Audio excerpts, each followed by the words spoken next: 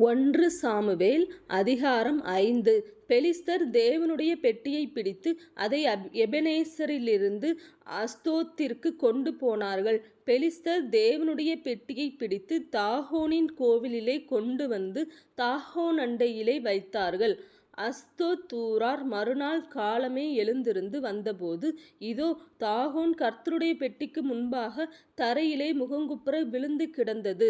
அப்பொழுது அவர்கள் தாகோனை எடுத்து அதை அதன் ஸ்தானத்திலே திரும்பவும் நிறுத்தினார்கள். அவர்கள் மறுநாள் காலமே எழுந்திருந்து வந்தபோது, இதோ, தாகோன் கர்த்தருடைய பெட்டிக்கு முன்பாக தரையிலே முகங்குப்புற விழுந்து கிடந்ததுமல்லாமல் தாகோனின் தலையும் அதன் 2 கைகளும் வாசற்படியின் மேல் உடைபட்டு கிடந்தது. தாகோனுக்கு உடல் மாத்திரம் மீதியாயிருந்தது.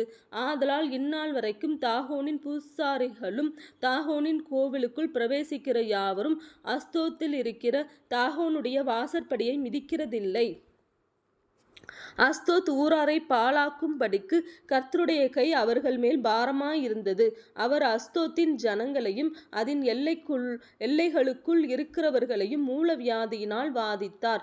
இப்படி நடந்ததை அஸ்தோத்தின் ஜனங்கள் கண்டபோது, இஸ்ரவேலின் தேவனுடைய கை நமது மேலும் நம்முடைய தேவனாகிய தாகோனின் மேலும் கடினமாயிருக்கிறபடியால் அவருடைய பெட்டி நம்மிடத்தில் இருக்கலாகாது என்று சொல்லி பெலிஸ்தரின் அதிபதிகளையெல்லாம் அழைப்பித்து தங்கள் அண்டையில் கூடிவரச் செய்து, இஸ்ரவேலின் தேவனுடைய பெட்டியை நாம் என்ன செய்ய வேண்டும் என்று கேட்டார்கள்.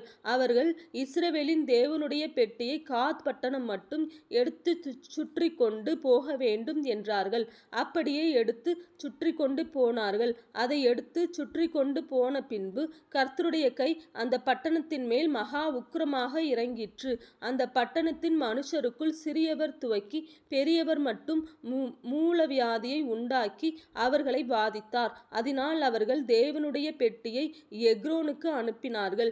தேவனுடைய பெட்டி எக்ரோனுக்கு வருகிறபோது எக்ரோன் ஊரார் எங்களையும் எங்கள் ஜனங்களையும் கொன்று போட இஸ்ரவேலின் தேவனுடைய பெட்டியை எடுத்து எங்கள் அண்டைக்கு சுற்றி கொண்டு வந்தார்கள் என்று கூக்குரலிட்டார்கள்.